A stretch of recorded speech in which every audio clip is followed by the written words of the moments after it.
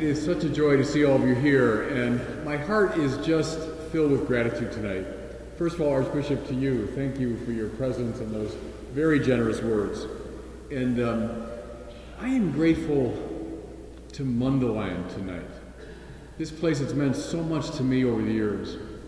I remember vividly the first time I came here, spring of 1979. Some are old enough to remember the winter of 79. Remember the blizzard? A winter that never ended. Well, I was at Niles College Seminary that year, and the first really nice day of spring, the first day it was 75 and sunny, two classmates of mine said, "We're going to Mundelein, do you want to come with us?" I said, "I've never been to Mundelein, I'd love to see it." And they said, "Well, we're going." And I said, "Well, I got class this afternoon." And they said, "Oh, forget class." And so, I'll confess to the Archbishop, I played hooky that day from the college seminary, and I came up here. It's hard to convey to you the impression made upon me that beautiful spring day. You know, the combination of the natural beauty of this place and then the architectural program and the way they intersect, there was just something numinous, something sacred and magical about this place. And it sank very deep into my soul. I think now it had a lot to do, of course, with the beauty of the place, but also I think it was the Holy Spirit convincing me, you're going to be here for a long time. This will be a magical place for you, and it's proven to be exactly that. And you know, though I've, come back to this campus 1,000 times since then, I've never entirely lost that sense of the numinous and the magical when I come here, and it's just been that way for me. I think, too, of course, the people of this place. First, my faculty colleagues. I think maybe there's one left on the faculty who taught me when I was a student, when I arrived in 1982. There's an increasingly alarming number of faculty whom I've taught, which says something about how old I'm getting. But what a joy it's been to work with you all these years, these wonderful colleagues. We've loved each other, we've supported each other through thick and thin, wonderful moments, deeply challenging moments over all these years. But you know, the enduring memory I have of our faculty is laughter. I think of our gatherings in the faculty kitchen and the faculty dining room and just the fun that we had together over the years. So thank you for that, all the faculty members here. And then the students. I wonder, could the students stand? All the students are here. Please stand. Yeah, God bless you all. You know, we're 225 strong this year.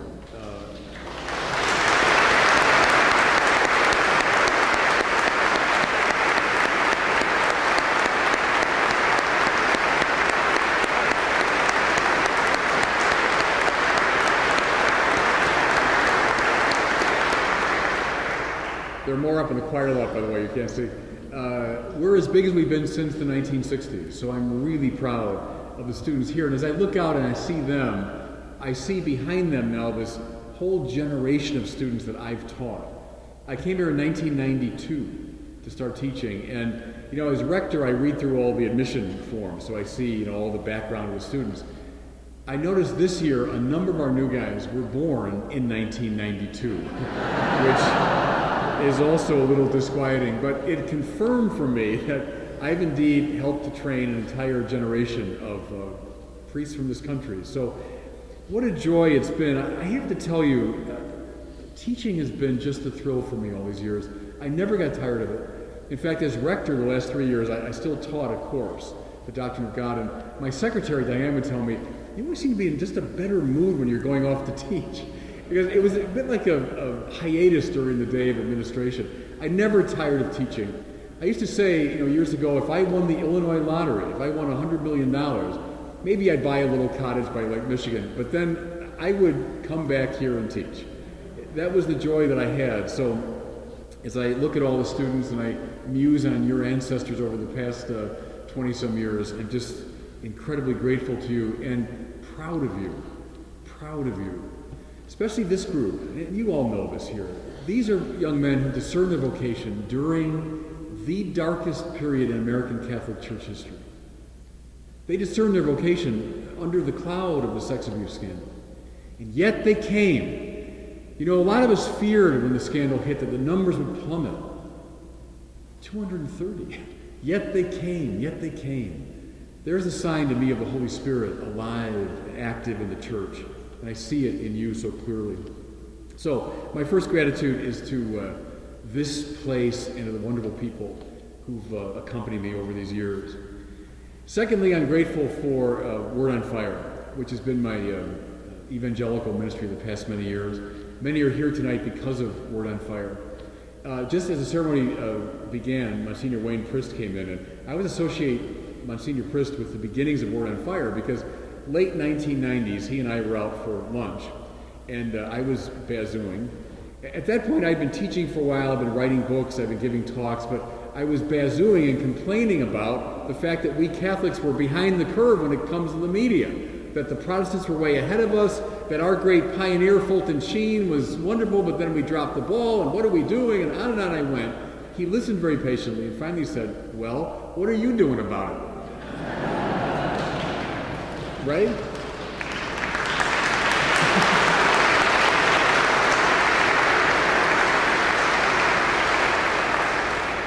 And I said, well, what can I do about it? I'm a professor out here at the seminary. I'm writing my books. I'm doing what I can. He said, well, then stop complaining about it. So I confess that sort of got in my craw. And I went down to WGN Radio here in Chicago. And I said, hey, I'm just curious if I wanted to be on, let's say, a sermon program, what would that involve? What would it cost? And they said, well, for $50,000, we can get you on at 5:15 on Sunday morning for 15 minutes. All right, so I went to the parish I was helping out at, Sacred Heart Parish in Hubbard Woods. Wonderful, wonderful people. I got up, I told them the same story I just told you. I said, I know everybody, it's a bad time, it's 5:15, but maybe we can start something, and I need $50,000. And God bless them, they gave me the money. They did for the next several years. Then we expanded to relevant radio, got the show on a broader audience. And then some of the students remember, of course, Father Connor Danstrom, ordained just last year. Connor's dad, Rich, was at Sacred Heart. He said, no, you got these sermons on the radio, maybe you should put them on a website. This is circa 1998 or something. And I said, and I quote, I'm the apostle of the new media, right? I say, and I quote, what's a website? I'm serious, that's what I said. And so he patiently explained to me what a website was. That sounds like a good idea. So we put the sermons on the website, and it continued to grow. I then, video recorded some of these talks and lectures and retreats I've been given, and they were then put on EWTN, and that increased the profile a bit. And at this point, one of my great heroes and mentors emerged, Cardinal George. I came back from a speaking trip one night here. It was relatively late. There was a function going on in the cafeteria. I showed up, and the Cardinal said, oh, I want to speak to you. Always a bad sign, by the way. He said, I want you to jumpstart evangelization. I said, pardon me? He said, I want you to jumpstart evangelization. I said, well, what are you talking about exactly? And he said, and I quote, I don't know, but I want you to do it. That's literally true. And so with those marching orders, off I went, and we did some speaking downtown to business groups, and he was extremely supportive of that. When I finished that year, though, I said, Your Eminence, there's so many more people I could reach through the media. And though that wasn't his natural, métier, he got it, and he encouraged me and let me go. He invited me to come live with him, which was it was a great moment in my own life. What a privilege to live with this wonderful American churchman. We would have dinner maybe a couple times a week. He was usually busy, and our schedules didn't always mix, but maybe twice a week we'd have dinner together. And dinner with Cardinal George was like your doctoral defense. I mean, that was, you had to be on your toes, but what a lively couple of hours we'd spend. Because I usually try to get him off of church business and so on, and we talk about books and ideas and culture, and wow, what an education that was, to be with that great figure, that great mind, and it was a privilege for me. And that deepened my work so much. And then, when we launched the Catholicism series, the Around the World series, which was the dream of mine, Cardinal George was behind it from the beginning. Whatever I can do to make this happen, he said, I will do. And he's one that allowed Word on Fire really to flourish. So I see a lot of our Word on Fire people here. I'm so grateful to you. Father Steve Bruno, my good friend who runs Word on Fire on a day-to-day basis. And can I assure you, people have asked me all the time, will Word on Fire continue as I go out to LA? And the answer is yes. It'll be based here in Chicago. I'm proud of that. will keep the group going here, and Word on Fire will continue. So blessings on all of you, and I'm, gosh, grateful to you. Thank you. Thank you.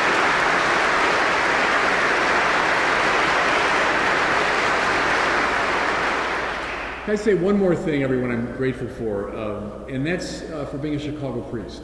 And I want to express this in reference to a man who was a great friend and mentor to me, Monsignor Bill Quinn. When I was a young priest in 1986, newly ordained, I arrived at St. Paul the Cross Parish in Park Ridge. And I was newly ordained, and at the parish was a newly retired priest named Bill Quinn. And I didn't know him from Adam, just knew this older priest lived upstairs. But as I began talking to him, I discovered, he knew Cesar Chavez very well. He had marched with Martin Luther King. He knew Helder Camara. He knew the great figures of the Latin American church in the 60s and 70s. He had been at Vatican II. He talked about being next to John Courtney Murray as he typed out his text. I mean, his extraordinary range of experience. So Bill and I became friends, and he started really a process of educating me in what it means to be a Chicago priest and to be in the tradition of Reynold Hillenbrand. So I'm the very unworthy successor of Reynold Hillenbrand, who was the rector here at Mundelein back in the 30s and 40s when Bill was a student. So anyway, I was drawn into Bill Quinn's world. And then one day, this is about 3 months into my time there, I gave a talk that I thought was real clever. It was on Avery Dulles' book, The Models of the Church. Maybe you remember that book. He lays out 5 models of the church. And I said in my talk, the 4 priests and the deacon at our parish, those were the days, I was 4 priests in the parish, 4 priests and deacon, that each in our own way, we kind of embodied the different models. I said I was more like church's herald. I like to proclaim and preach, and the pastor was something else. I said, Bill Quinn, well, he's church's servant because he's working for social justice, which he learned from Hillenbrand. So anyway, I thought it was a clever talk. About 2 days later, Bill sits down with me and he says, you know the talk you gave? I said, yeah, I didn't like it. I said, why not? He said, it's a lot more to me than just church's servant, and there was a lot more to Hillenbrand than social justice. And then he sat down, here's what he said to me. He said, Hillenbrand's passion for social justice was grounded in the liturgy. It was grounded in the prayer of the church. And outside of the prayer of the church, the social justice commitment didn't mean anything. It devolved into mere social work. More to it, he said, one of Hillenbrand's great lines is the poor need beauty as much as they need food and drink. And then Bill reminded me of his own commitments. He said, I love Dante's Divine Comedy. I love Thomas Aquinas. I love Chartres Cathedral. I love the integrated Catholic intellectual tradition. And that's where my commitment to social justice comes from. And see, with that, I got the Chicago thing. That's what Hillenbrand taught these young priests. When I knew them, they were old men. That's what he taught them. Out of this densely textured, richly integrated Catholic cultural and intellectual tradition comes this vibrant commitment to social justice and to the poor. And when that comes together, we've got this wonderful Chicago way, it seems to me, of being Catholic. And I love that from the time Bill Quinn taught it to me. I've tried to embody it. I tried to embody it here as rector, tried to communicate it to our students. And that's what I hope, everybody, I can bring to LA as I go to this wonderful, rich, beautiful, complex archdiocese, that I can bring some of that Chicago tradition that I learned from Bill Quinn. Just a last word. I know my coat of arms is in there, and you see the description in the book? That's 1/10 of what the guy wrote. I'm not kidding. The fellow that made the coat of arms, he's wonderful. I mean, a real expert. He wrote about 10 pages of material, so the full treatment you get. But the motto that I chose, the Non Nisi Te Domine, from my great spiritual hero, St. Thomas Aquinas. You know the story behind that Thomas, at the end of his life, had written the text on the Eucharist from the Summa, which is a masterpiece, of course. But Thomas felt it hadn't done justice to the sacrament, so he placed it dramatically at the foot of the cross, as though asking for judgment. And then a voice comes from the cross. Toma, bene scripsistide me. Of course, Jesus spoke Latin to Thomas. Thomas, you've written well of me. What would you have as a reward? And Thomas famously responded, non nisi te, Domine. I will have nothing except you, Lord. Which is a magnificent answer. I've told the students, if the Lord speaks to you and asks you that question, that's the answer. Don't say a Maserati or a condo in the city. That's the answer. But see, it's the heart of the spiritual life, and that's why I chose it for my motto. It's the heart of the spiritual life. See, because if you have Christ, then you'll know what to do with everything else. With whatever wealth, pleasure, power, influence, honor, all the goods of the world, you'll know what to do with those things as long as Christ is the center of your life. If you don't have Christ, then even the best things in the world will eventually turn on you and destroy you. Read story after story, poem after poem, listen to song after song, and hear that message. If you don't have Christ, these things will turn to ashes. And therefore, non nisi te, Domine. Non nisi te. I'll have nothing except you. And that's the spiritual motto I want to carry with me to Los Angeles. And what I want to carry too, and I felt it already, your prayers. I mean, what everybody says to me, and God bless you for it. Everyone says, I'll pray for you. I need it. I need it. Keep praying for me. And let those words echo in your own hearts. Non nisi te, Domine. I'll have nothing except you.